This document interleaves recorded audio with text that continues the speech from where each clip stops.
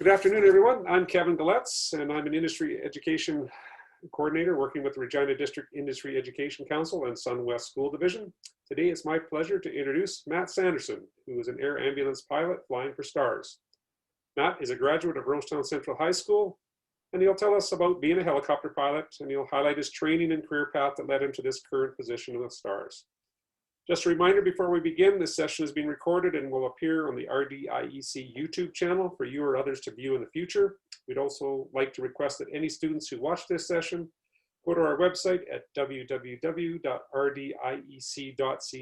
and complete the student survey that can be found near the top of the website homepage.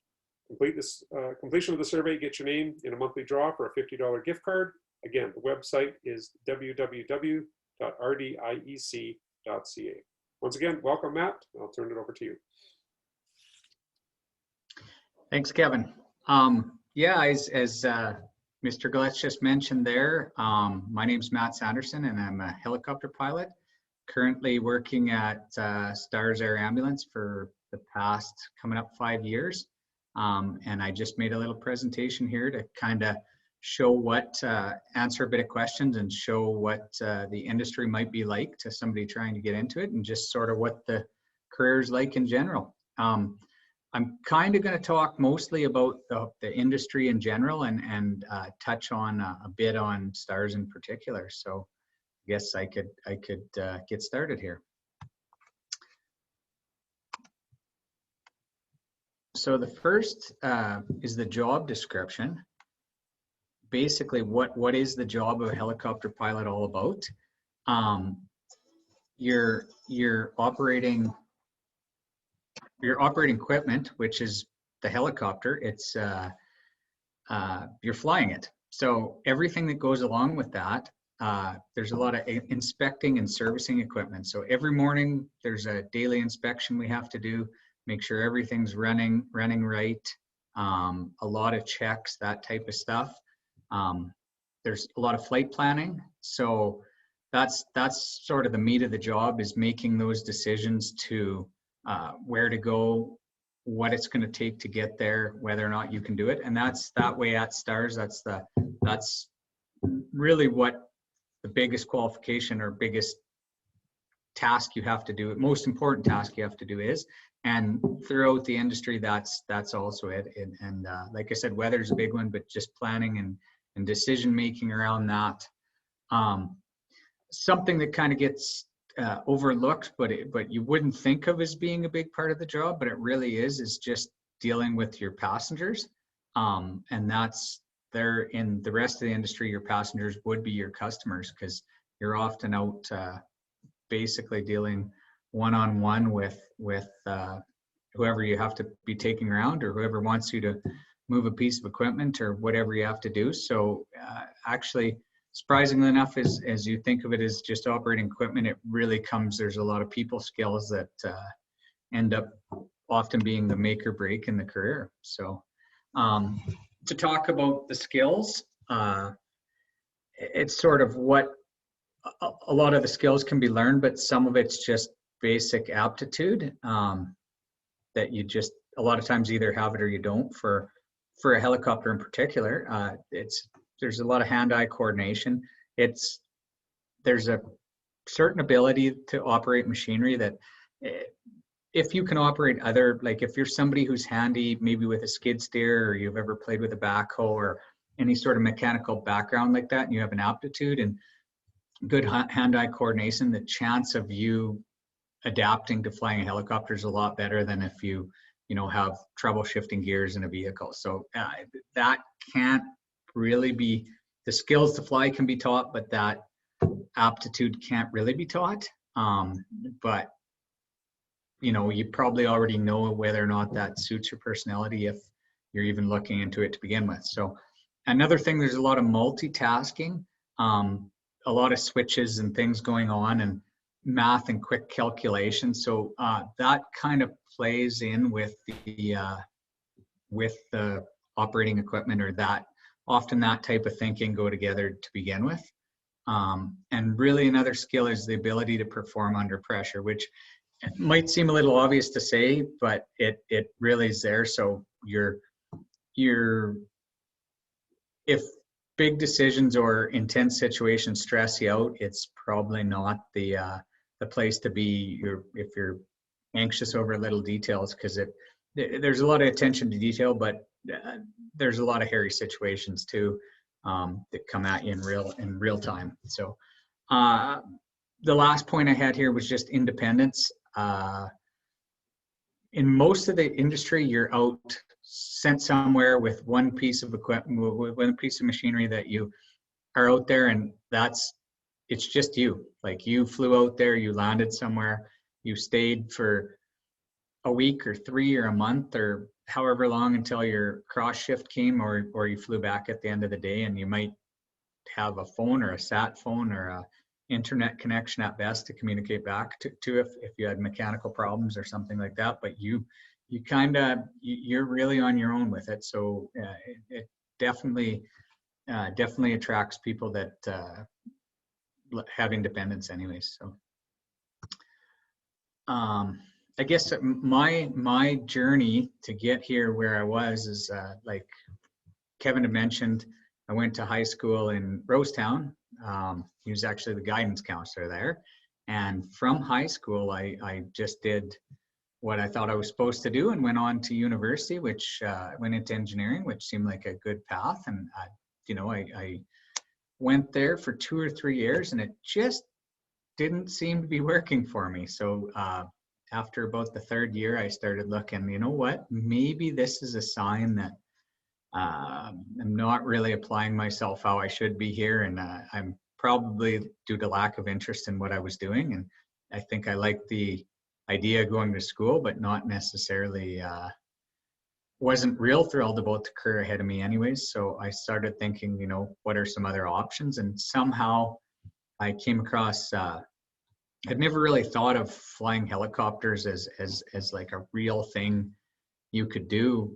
It wasn't really on my radar. I mean, I always I wasn't particularly passionate about helicopters or aviation, but I always liked the idea of it, and watched Airwolf and the rest of it, but never really took it as a real option. And I went on a discovery flight, it was called, in Springbank, just outside of Calgary.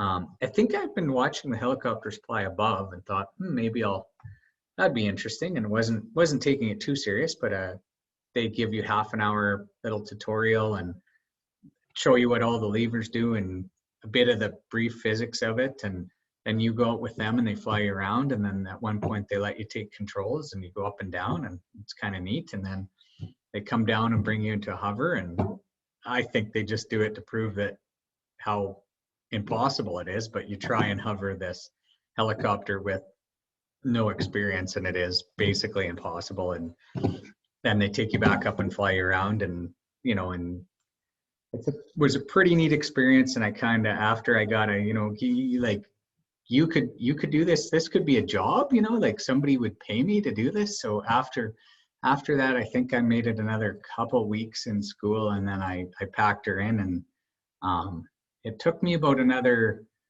year and a half. I had a focus of, how do I get this helicopter thing? And I got to learn more about it. And about it, yeah, maybe it wasn't quite a year and a half, but just to get everything lined up, to find out the school and research it, and all the things that were needed to see if there was a way I could take that path. And I was able to do that with a lot more determination than I was applying into school anyways. So from there, I found a flight school down in California, in Long Beach, just inside Orange County there in the LA basin. At that time, I went down there just because our dollar had just changed from the 57 cents up to 85 cents or something. So it ended up costing about half as much per hour for training down in California. And it seemed you could train year round, and it seemed like it'd be a fun place to be honest. So I went to flight school down there and got a instructor rating after I was done, and ended up sticking around and working at the school that I did my training at. And they set me up with a news channel. So every Monday morning I'd go fly around above the traffic in KTLA and with Commander Chuck, and it was pretty good experience. And after 2 or 3 years, came back and went into the Northeast BC into the oil and gas, and flew operators around, and yeah, just learned all about the natural gas and oil industry up there, mostly natural gas. And from there, I went on out to the coastal mountains in BC. There was probably, I want to say 5 or 6 years total that I was contracting with probably 3 or 4 companies kind of throughout Western Canada, and oftentimes in a pool where they just send you where they needed you to fill in. But yeah, just contract work. I kind of had enough experience at that time and built a bit of a skill set that, yeah, I did logging, forestry, exploration, power line, fighting fires, geology, a lot of moving equipment around, exploration drilling, like setting up drills on a long line, piece by piece, precision long line stuff, but just kind of whatever they needed you, and contract work, and kind of did that for quite a while, and it's feast or famine and enough work, but kind of needed a bit more adventure and looking for something a little more scheduled. So I ended up going from there to the Arctic to fly the North Warning System. The DEW Line is called, and it's a bunch of radar sites throughout the top of the continental North America, just sort of into where Canada goes from being mainland into the islands, and you're just in the first few islands, and on the mainland, the radar site that was, whenever it was established back in the 50s, and I guess it keeps us protected for NORAD. And I would fly crews, would go service all the different radar sites right from Yukon all the way over to Baffin Island and Labrador. And then in the summer, we'd haul fuel, and it was a pretty neat experience, and yeah, quite an adventure. And from there, I came to STARS Air Ambulance in Regina. It took me quite a few years. I was pretty persistent at bugging them, trying to get on, just because it's sort of, there's 2 sides to the industry, and like the multi-crew, multi-engine stuff. This was a way that I could sleep in my own bed and kind of have somewhat of a life and try and do that. But it's also, because of that, these type of jobs are a bit more in demand. They're maybe not the most lucrative or prestigious part of the industry, where all the pilots aren't saying, hey, I want to be medevac when I grow up, but there's enough that want to get in there just so they can, sleep in their own bed and have a set schedule and kind of live like a grown-up rather than be out in a camp somewhere. So I ended up getting on there in Regina, and then after a few years moved back to Saskatoon, which was my goal. So here I am, I guess. So this is the setting and location. So this is a picture of Regina's hangar. Everything's nice and clean and organized, and roof over your head, and warm in the winter, and pretty nice to operate out of. But here's what most of my careers look like.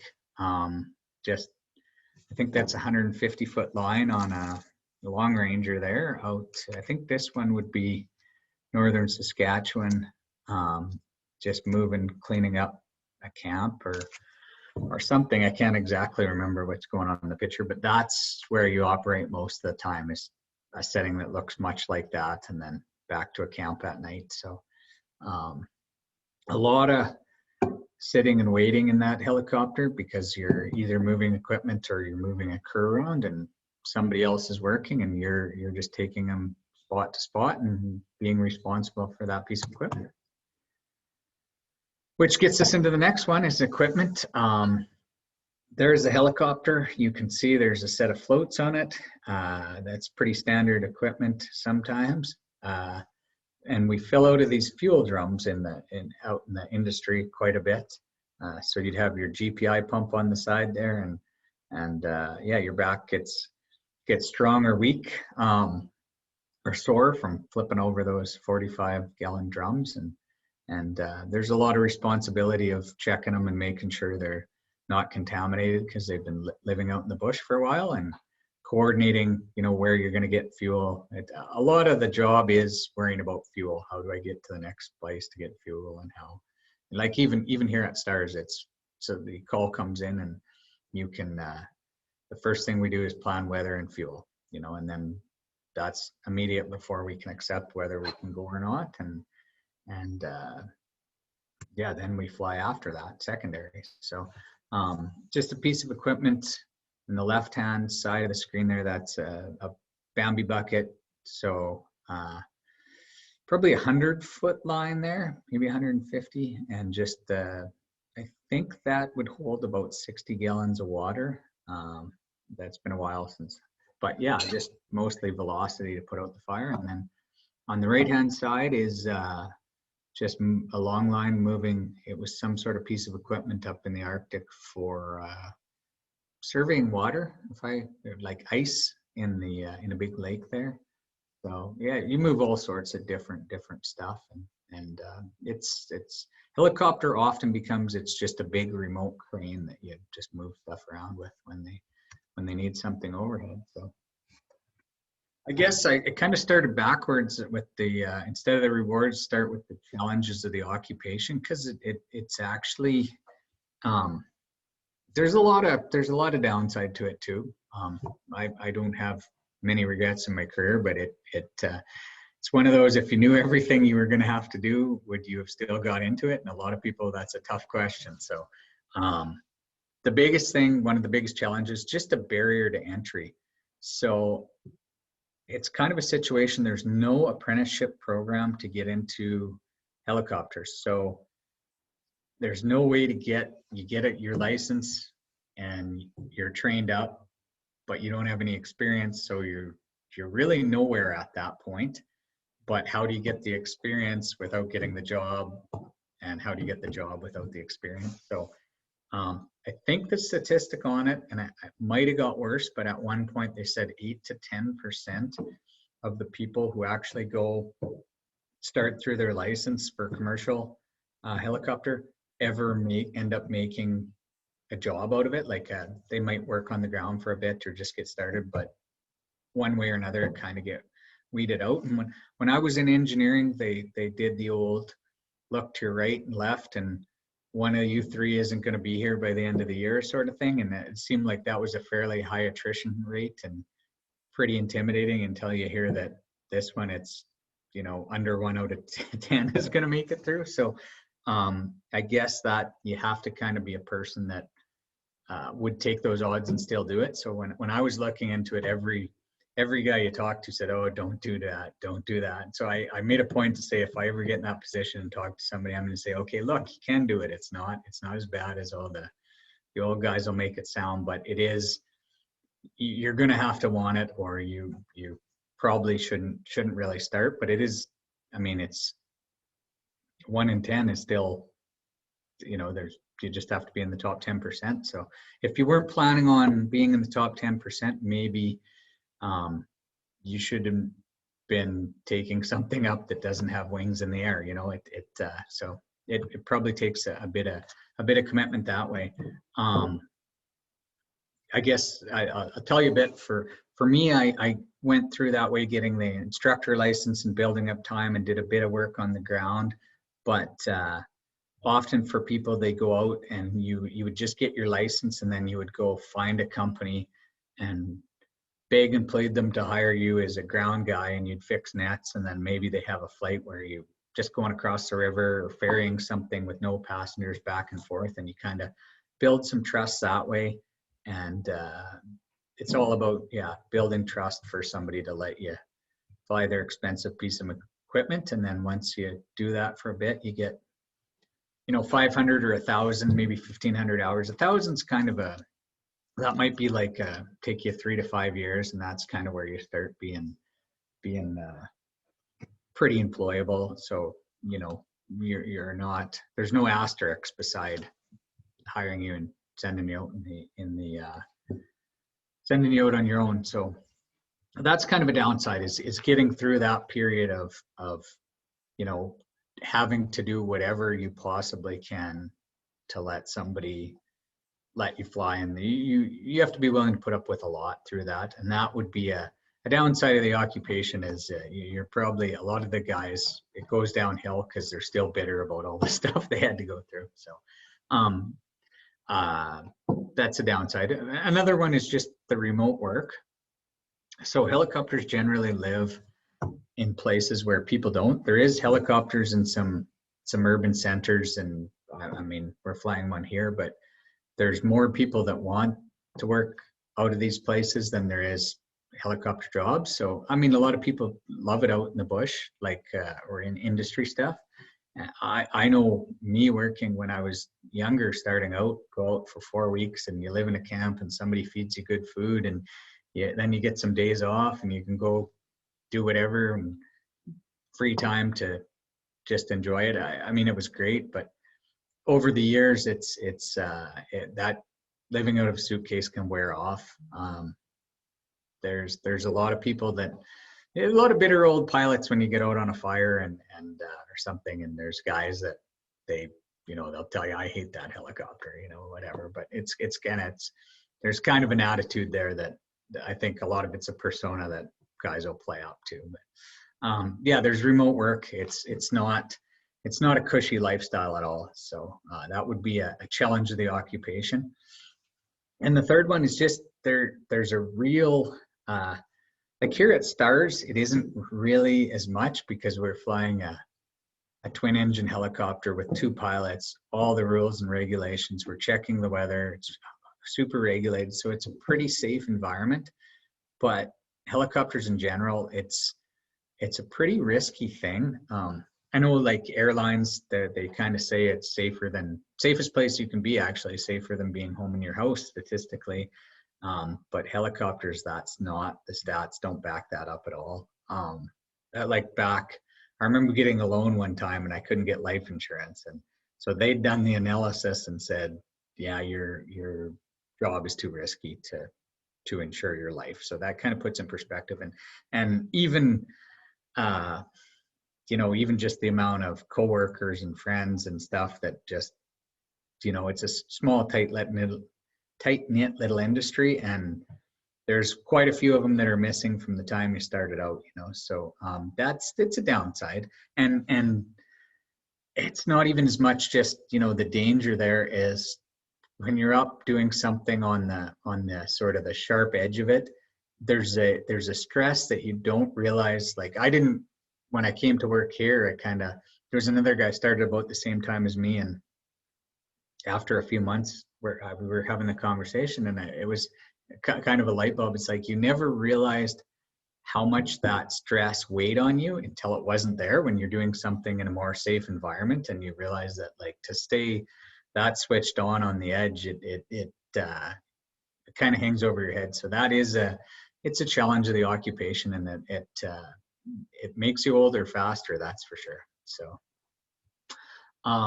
and the last kind of challenge of the occupation that I had, the last point on it anyways, is the work-life balance. So one of the questions when we're making this presentation was, does the occupation work well with family life and allow you to enjoy life outside of work? And I said no. So basically, when you're flying in the industry, it's a pretty big commitment, and it's just, that's the culture of it, and everything is you just go out there and you work, and it's 14-hour days, and you're gone 3 weeks or a month or more.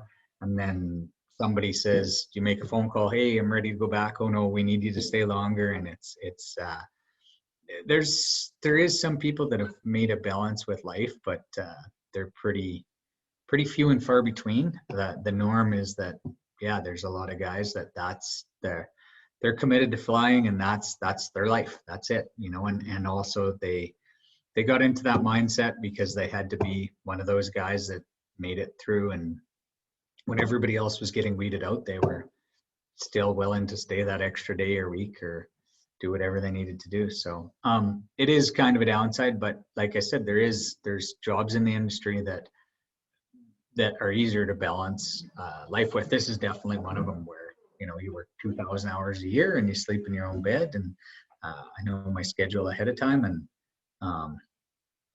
the worst case, they might call you in for some overtime or something like that. And whereas previous life, I would have been halfway through a day's off when you're just worked 5 weeks and you're on day 5 of being home, and somebody calls you and says, well, which direction are you headed on the highway? Because could you turn around, and we need to get on a plane to go up to Cambridge Bay or whatever it is. So yeah, it's that's a downside to it, but there is jobs out there. There is a way to make it balanced, but it's most of it is pretty tough. So rewards of the occupation: adventure, a lot of adventure. It's pretty exciting. You see lots of different stuff.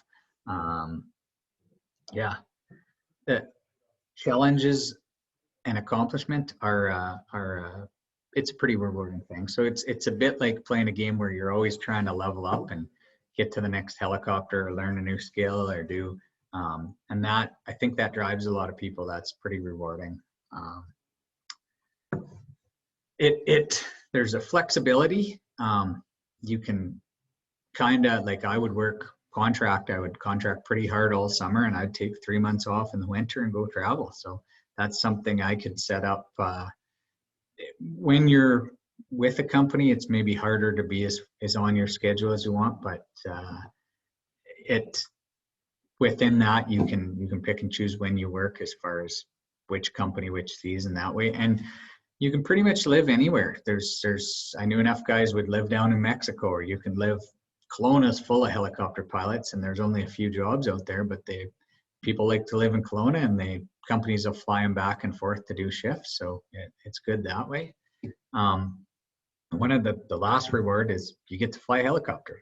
So you get up in the air. Just this morning, we were coming back, and you're off the hospital helipad, and you're flying over the city and looking, and I mean, it's been 15 or 17 years of doing this, and I'm still kind of just going, yeah, this is pretty good. You know, when you're up in the air, you're up in the air. So I'm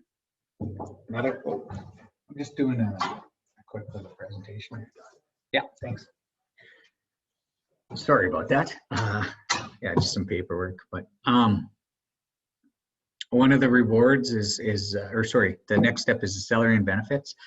So the range is, I didn't really include, if you were working on the ground when you're first starting out, you'll be below any of these numbers just because you're not really flying yet. But once you get up, probably the low end, it's probably a 6-figure job minimum. But I think the best I heard, the guy, a good friend of mine who I actually backfilled him in Saskatoon here when he left and went over to Qatar.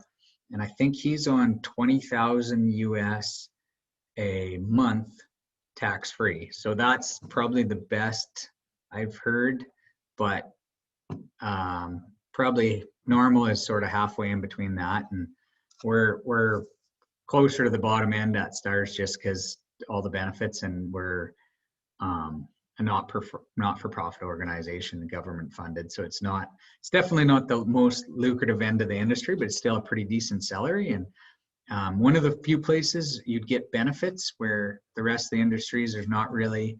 And we have a RSP match, which isn't same thing. Most of the industry, it's flight pay. So yeah, holidays. I wouldn't plan on booking anything. Plan on missing weddings and whatever you need in the summertime, but in the wintertime you can take, it's pretty seasonal, so you can go travel or do whatever you want to do. Typical work hours in industry stuff. Here we're on a 12-hour shift, days, nights. We work about half the time or less, just do 2,000 hours a year. In industry stuff, we'd be a 14-hour duty day. That's Transport Canada limits you. So you're usually flying around crews that are on a 12-hour shift. So they do a 12-hour shift, but you have to be up early to get the helicopter ready before them. And then when they land, or they hop out and go straight to camp to eat, and you're going to put the helicopter to bed. So you pretty much, you might be just sitting waiting in the bush somewhere, not really working, just hanging out beside the helicopter all day, but you're probably working from the start to the end of that 14-hour duty day. And often on a rotation, more when I was in the industry, it would be this 4 and 2 was kind of a good rotation. 4 weeks on, so 28 days on, 14 days off, or a 3 and 2 was even better.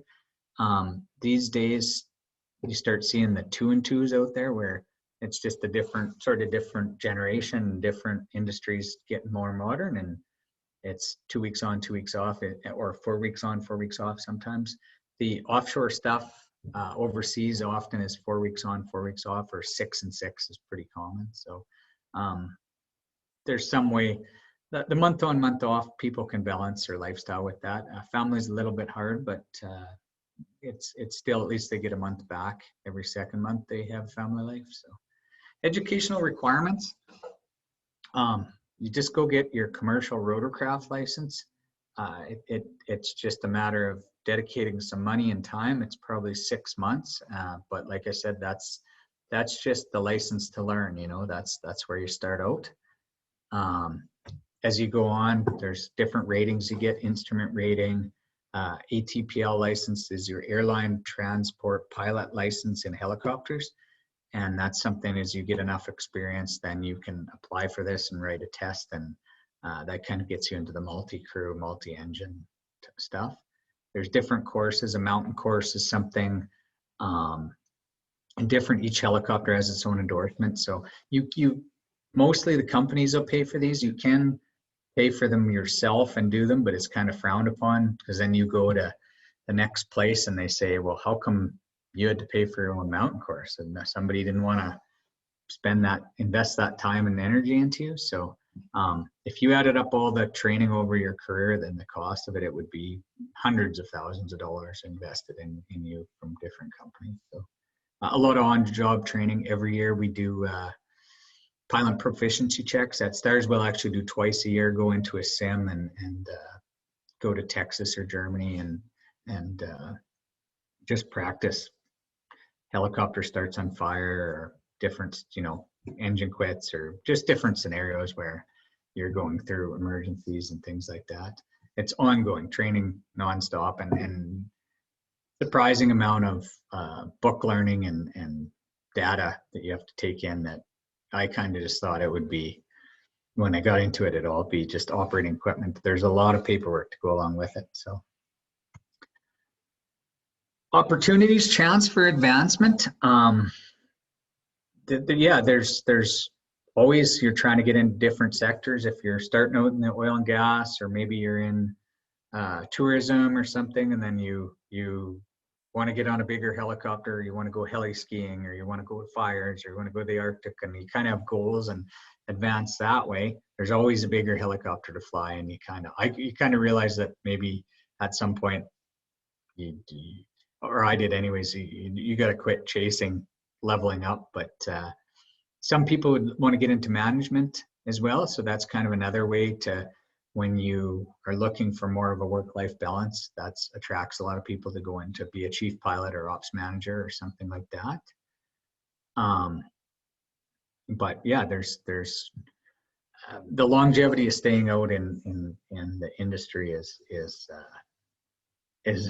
not for everybody. So there's other opportunities to advance. But the job market right now, I think, is actually fairly decent. It's generally feast or famine, so it goes through periods over years, a couple years. 1 year you're so in demand they're parking helicopters because they can't find pilots, and your phone's ringing and people are trying to scoop you. And the next year there's more pilots than there is jobs, just because it's such a small group.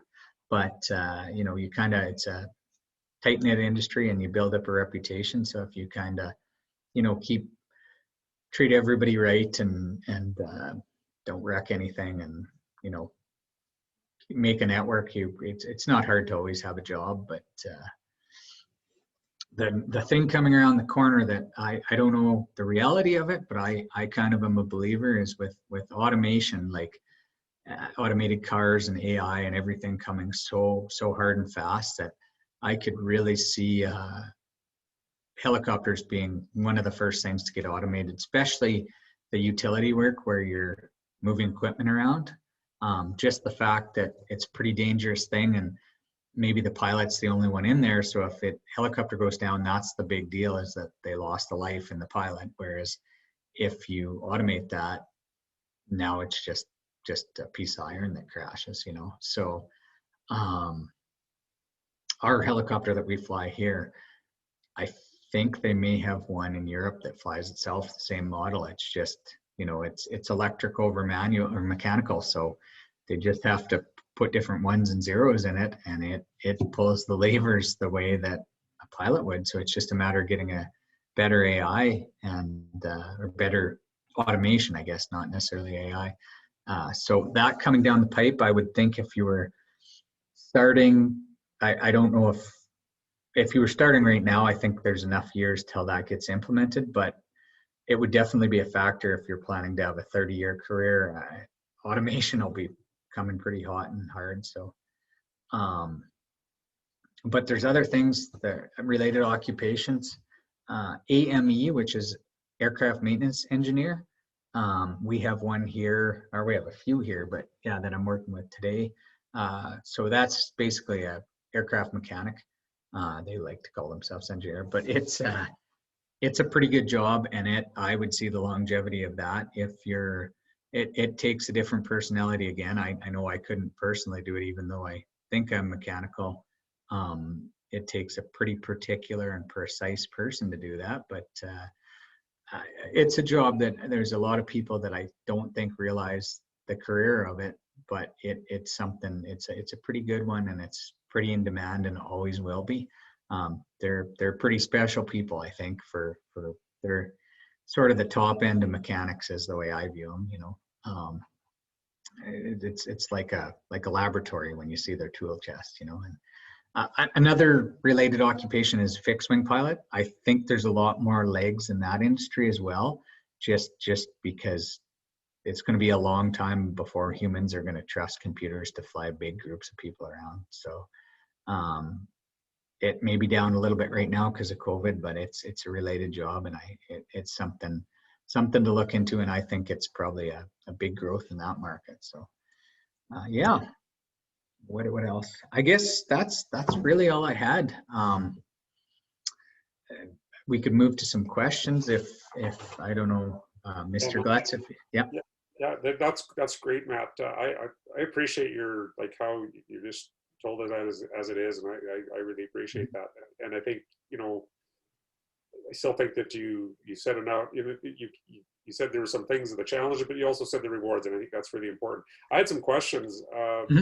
You hadn't trained in California. Obviously, there's some options in Canada for training. Yeah. California sounds good to me too. But where, if some student was interested in training in Canada, are there some spots in Western Canada in particular that you can think of? I would recommend going to California though, because it was amazing.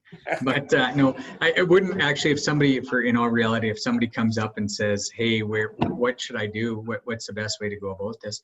There's a school just outside of Calgary where I did that initial flight. They were called Bighorn. They might be Mountain View now. They're just in Springbank. There's another Easy Air maybe in. I don't know if they're still going in Edmonton. There's a pretty big one in BC called Chinook.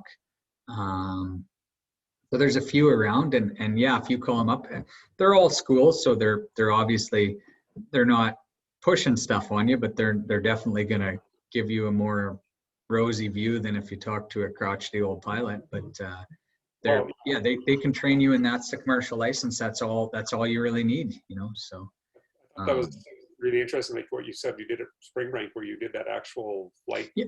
Like that's probably a real important step for somebody to do. 100%. And I would say, like, if you're even interested at all in it, just go do a discovery flight, because I think it's a few $100s. It's probably, inflation has probably brought that up, but it doesn't, even just for the experience. Like worst case, you go, oh man, and I've had that when I was an instructor. I'd do these discovery flights, and you'd get somebody and you'd be really excited, and what do you think? And they're like, that was amazing, but I'm not going to be a helicopter pilot. You know, like there's right away if it wasn't, if they loved it, but they weren't comfortable. But even just that experience of this is what it's like. I'd never been in a helicopter when I did that flight, so exactly. I was half an hour in when I was looking for a career. So yeah, I think that's an important option, and I didn't even know that people could do that, so that's good to know. Yeah, and just even if you weren't interested, it's just a good experience, you know. Well, I've had 2 helicopter rides in my life, and I thought they were both amazing. Like I get why you still look down over the city and say, pinch yourself a little bit. So, because both times I was up there was something else. Mind you, I was flying over Hawaii and the Grand Canyon, so what you see up there is something else. And I was going to ask about that tourism helicopter piloting. Is that a big thing? It's smaller, but it's actually a funny thing that maybe not. There's depending on the part of it, like the Grand Canyon and stuff. I think there's more experienced stuff, but a lot of times the tourism helicopters you get on is an entry level position. So that guy might be fairly new to flying helicopters. That's buzzing me around the Niagara Falls or whatever it is. So, which is ironic, but just so you know. I want to go with you. The other question I had was, you talked about maybe, roughly top 10% of the people that start kind of stay in the industry or get going there. What do you think it is that sets those people apart from the other 90%? Like, is it your skill and your training, or is it a bit of aptitude, a lot of stubbornness? It isn't necessarily that those are the best 10%.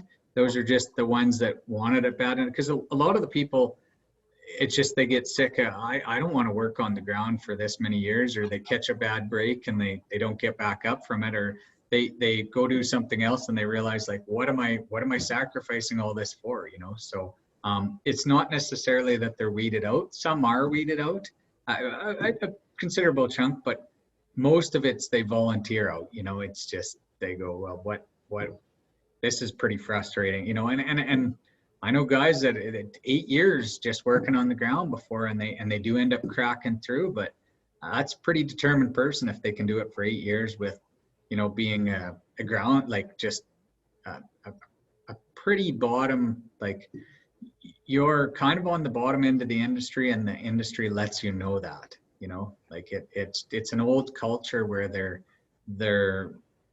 you're definitely at the bottom, and you're going to do whatever somebody says whenever they say it. Somebody will come in with their dirty boots and give you the, hey, wash my helicopter. At the end of your day, you were wanting to go home, and you wash the helicopter.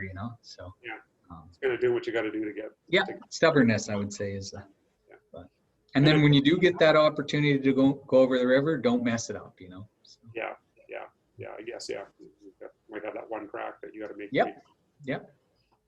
Probably not something, or am I assuming this, that, straight out of high school as a 17 or 18-year-old, just all of a sudden you're going to be a helicopter pilot within 2 years that's not probably the path that's going to happen for very many people. No, and actually it's funny you say that, because they're even just the fact you're 17. I've seen guys that start in their 40s and their career path goes way quicker, because imagine you show up to get in that helicopter. That guy flying around the Grand Canyon is 18 years old, or if he's 43, you assume he's a old experienced pilot. Just the presence, So the same thing goes. The right out of school, it's hard to get somebody to trust you with a helicopter. Whether that's fair or not, that's kind of just the way it is, So get a bit of life experience, and if you were really sure that that's what you want to do, I'd say go find an industry that works alongside it. So you study up, and so those things. So when you go out to those jobs, you already know what a helicopter is all about, So that's good advice. Yeah. Hi, Matt. Can you tell me if you can get the training qualifications through the military? Sorry, I should have mentioned that. So I didn't have much experience through. With military before coming here, but about 60% of our guys at STARS are military trained, and that, looking back on it, is, Mr. Glatz can probably vouch that that might not have worked for me in particular because it's pretty disciplined, but that's probably a great way to do it. You get excellent training, and that's kind of like the guys here have done a whole career in the military and then they retire fairly young and get a job like this. So it's not only a way to get the training, but it's actually the job afterwards too. So I definitely would look into the military, especially if you were somebody that thought you'd fit into that environment, So looking back, I thought, man, you guys, you didn't have to go through all this. You just, and there'd be their own things. There'd be things you'd have to put up with in the military as well. But to us in the industry, it seemed like an easier path, and maybe we're a little biased on it. So, yeah, I think that's great to mention, Doug. Matt, when you were contracting, you had to go to different spots, and you're flying different helicopters. The maintenance and the inspection would have to be key every time. How did that make you feel when you're hopping from one bird to another? You trust that engineer, but also, so every morning we do a daily inspection. So you're responsible for your own fate in the sense of looking at, inspecting and when you're on one machine, it was a lot easier because you can see trends in it. Oh, that little scratch there was there yesterday, or that. Yes, it's cracking here, but it's not getting worse, and that sort of thing. But you are really, every 100 hours it would have to go back to town and get looked over. They'd fly somebody out, but we put a lot of trust in those engineers, So yeah, it's something that inspection. It's easy to go, okay, I'm done for the day, and quickly look it over. But you're really taking your own life and the people you're flying in your own hands. So yeah. We didn't actually do the physical maintenance, but just the inspections on it. We was our responsibilities. Yeah, I just thought too, learning there'd be different characteristics to flying different helicopters, right? And going from one to another, be a lot to your skill set has to be that much better, right? To adapt to those different. The American helicopters, the blades turn one way, and the European ones, the blades turn the other way, and it doesn't sound like a big deal, but all your coordination is backwards. So when you raise it's called a collective, to change the pitch collectively of the blades and give you more power. It wants to yaw. You have to correct with pedal, and then compensate with your cyclic, your stick. And so all those coordination between the three your brain just does naturally after a certain while. Well, it's opposite, and you'd go from flying one in the morning to the other in the afternoon sometimes. So it's pretty common, but your brain is sore sometimes thinking up is down and down is up. So that sounds scary, Matt. Yeah, you get used to your muscle memory. You get used to doing something one way, and all of a sudden you're doing another. But I guess if you do both enough, maybe. Yep. And you've probably got, before you're in the position where you're switching back and forth, you've got a few 100 hours in each, minimum. And it's funny how that coordination, like the one I always said is like, just to stand up on your calves, just on a normal day, like stand on your two legs, the amount of little small correction your body's making all the time. And really your brain's making those, it's the same sort of thing. Your brain just learns that, make these little corrections and coordination without thinking about it, So. Yeah, right. Yeah, that makes sense. I take it that a lot of the training's on a flight simulator before you ever actually start doing solo stuff in the air. Is that correct? No, nope. No.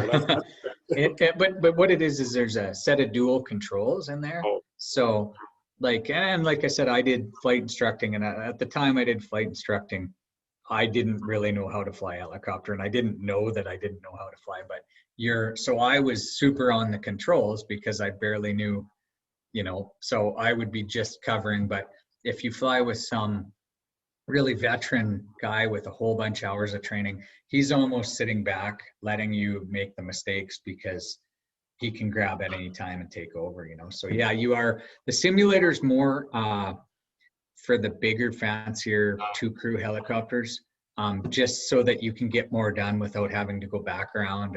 And also, how do you practice your engine starting on fire in real life, you know, so.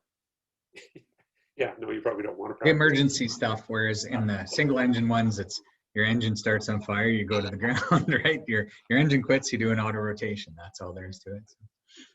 Only so many options, right? Mhm. Okay, any other questions? You answered it with the auto rotation. Have you ever been in a situation where you lost power and had to auto rotate down? And Nope. is that, Nope. is that a I've pretty done- safe way to get down or not? I've done hundreds of them, but never in real life, like never under duress anyways. So knock on wood. Now we have a 2-engine helicopter, so that makes life easy. But yeah, basically auto rotation is you just take all the pitch out of the blades. So you're doing sort of a controlled fall. There's a bit of a glide path, but you're mostly just falling to keep the blades spinning. And then at the bottom, you do a flare and you pull back, put some pitch. So you're trading the inertia in the blades back for lift. So you can safely land with no engine, but you're kind of picking a spot right in front of you, and you get to fall to that spot and cushion yourself. You don't get to really you can't go, you got to go down right now, you know. So but yeah, knock on wood, I've never had to do it. Yeah, there's been a few emergencies, but nothing, no engine failures, which is the big one. So Thank God. yeah, no, for sure. I've been pretty fortunate. So Well, I think we should probably let you go, Matt. Yep. Thank you so much for the presentation. And again, you know, your whole career, I'm proud of you as a former student, but you know, even right now as a Stars helicopter pilot, thanks for all that you guys do for us. I know, unfortunately, we see the Stars helicopter come into our town too much. I'm sure a lot of towns can say that, but that also means there's a demand and there's a need for the service. So thanks for doing that. And Well, I'll end it right now then. Okay. yeah, thanks for reaching out, Kevin, and nice to meet all you guys. Hope this gives some perspective on the career anyways. So